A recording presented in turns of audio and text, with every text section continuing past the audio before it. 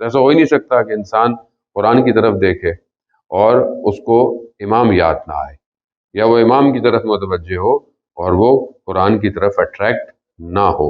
آج جمعے کا دن ہے، ظہور کا متوقع دن ہے، لیکن امام نہیں آئے، اور ہم میں سے کتنوں کا دل اداس ہوا، کتنوں کا دل آج پریشان ہوا کہ آج میرے امام کو آنا تھا مگر امام نہیں آئے۔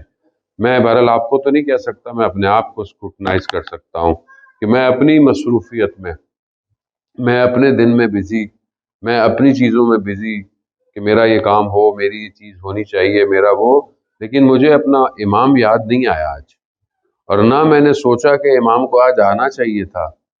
میں انتظار نہیں کری بھی مولانا صاحب نہ آئے تو آپ کا نماز کا وقت ہو جائے اور آپ گھڑی کو یوں دیکھیں گے اور یوں دیکھیں گے کہ یار مولانا کدھر رہ گئے، اور وہ بھی مغرب کی نماز ہو افطار سے پہلے، تو آپ کو اور ٹینشن ہوگی کہ آئیں گے تو پڑھائیں گے تو افطار کریں گے۔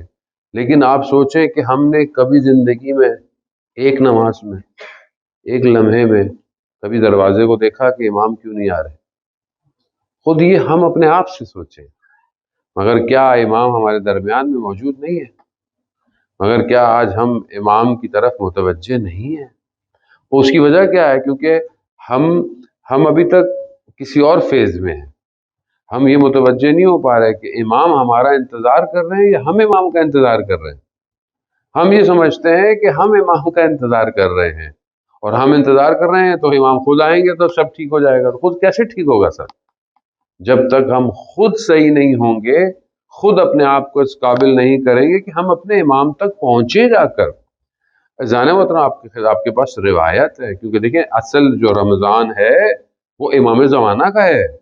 رمضان یعنی یقیناً خدا کا مہینہ ہے، ضیافت الہی ہے، لیکن اس کے اندر جو راز پنہان ہے وہ امام زمانہ ہے۔ کیونکہ اگر رمضان ہے، شب قدر ہے، ملائکہ نازل ہو رہے ہیں، تو ملائکہ کس کے اوپر نازل ہو رہے ہیں؟ قرآن کی جو آیت ہے سورہ قدر جو آپ پڑھتے ہیں کہ تنزل الملائکۃ والروح، ملائکہ نازل ہو رہے ہیں۔ قرآن میں کسی مفسر نے یہ نہیں کہا کہ یہ ملائکہ پہلے نازل ہوتے تھے اب نازل نہیں ہو رہے، ایسا نہیں ہے۔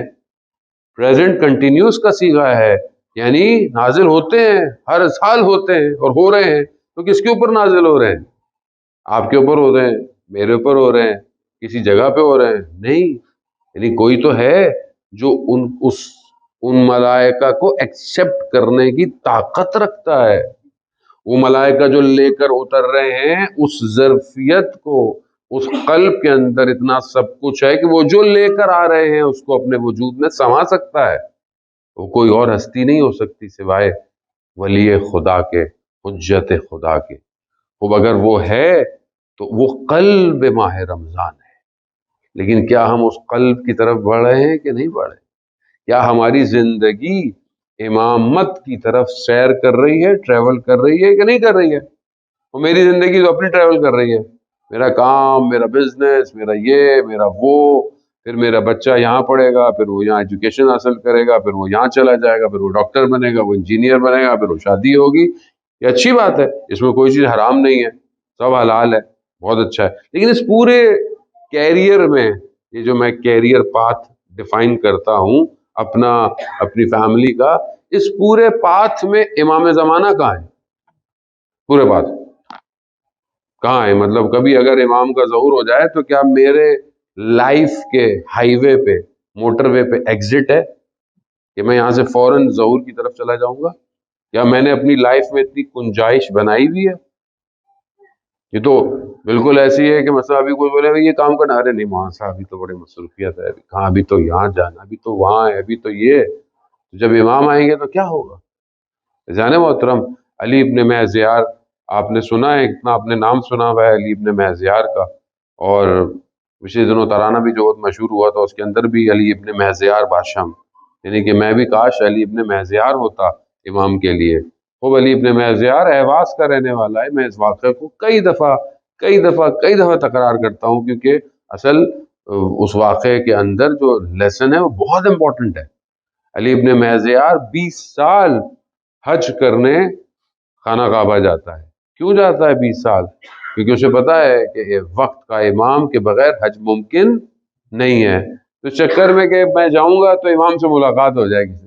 20 سال کنٹینیو جاتا ہے، مگر امام سے ملاقات نہیں ہوتی، اس کا دل ٹوٹ جاتا ہے، مایوس ہو جاتا ہے، اداس ہو جاتا ہے، اور پھر کہتا ہے کہ میں اب نہیں جاؤں گا۔ تو ابھی ہوتا ہے تو اس کو پیغام آتا ہے کہ اس سال تم حج پہ آؤ، تمہاری امام سے ملاقات ہو جائے گی۔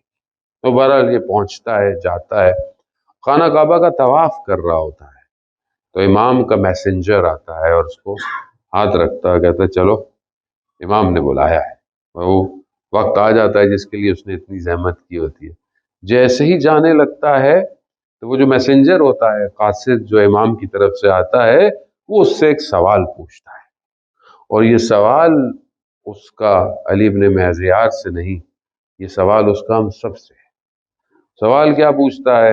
وہ پوچھتا ہے کہ تمہارے لیے امام کیا ہے؟ ابھی سوال ہم اپنے آپ سے پوچھیں، جانے مطلب میرے لیے امام کیا ہے؟ میرے پاس ون لائن ڈیفینیشن کیا ہے امام کی اپنے لیے؟ میرے لیے امام کیا حیثیت رکھتا ہے؟ تو وہ ظاہر ہے وہ علی ابن مہزیار 20 سال حج امام کی خاطر، امام کی حج تو خدا کی خاطر واجب ہے، لیکن امام کی زیارت کے لیے کر رہا تھا۔ اب سوچیں اس کا جواب، وہ کہتا ہے میرے لیے امام پورے عالم سے سب سے زیادہ محبوب ہے، یعنی سب سے زیادہ اگر کوئی چیز مجھے اچھی لگتی ہے، محبوب ہے، جس سے میں محبت کرتا ہوں پورے عالم میں، وہ امام ہے۔ وہ بڑا بہترین جواب ہے، اس سے اچھا اور کا جواب کیا ہو سکتا ہے کہ یعنی کوئی اور چیز نہیں ہے، صرف امام ہے میری زندگی میں۔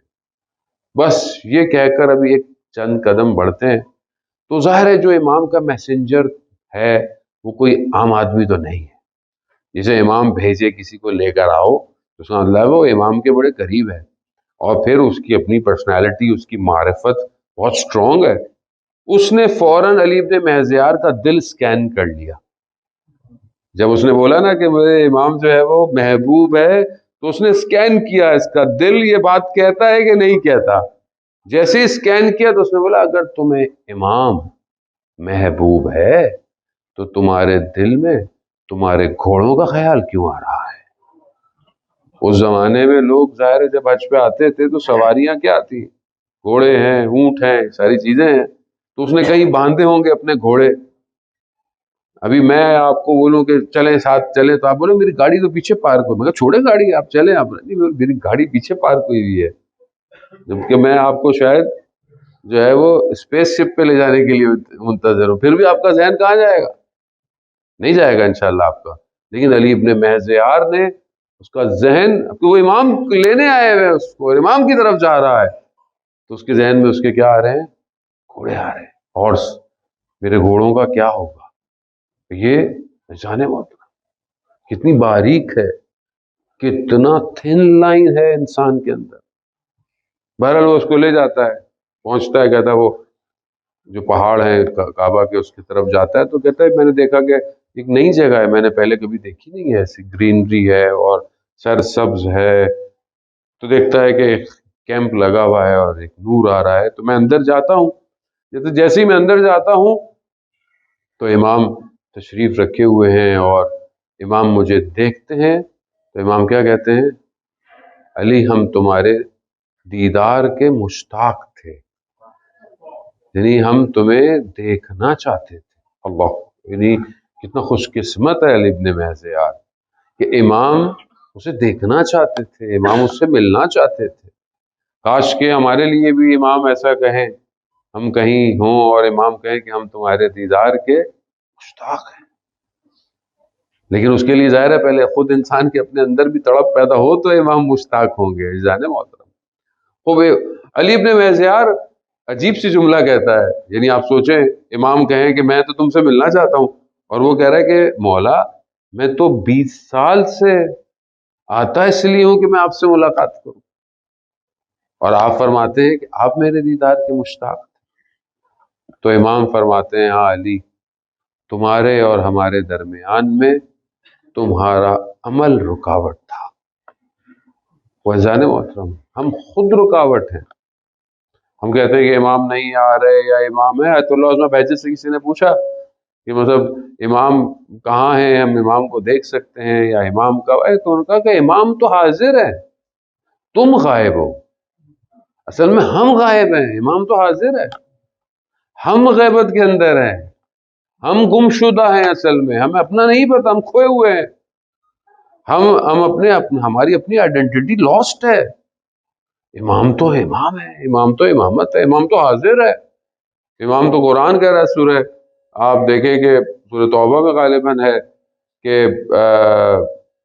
یہ پروردگار جو ہے وہ رسول خدا سے کہہ رہا ہے، اے رسول کہہ دو ان کو کہ یہ عمل کیے چلے جائیں، اللہ، ان کا رسول اور مومنین کی ایک جماعت دیکھ رہے ہیں.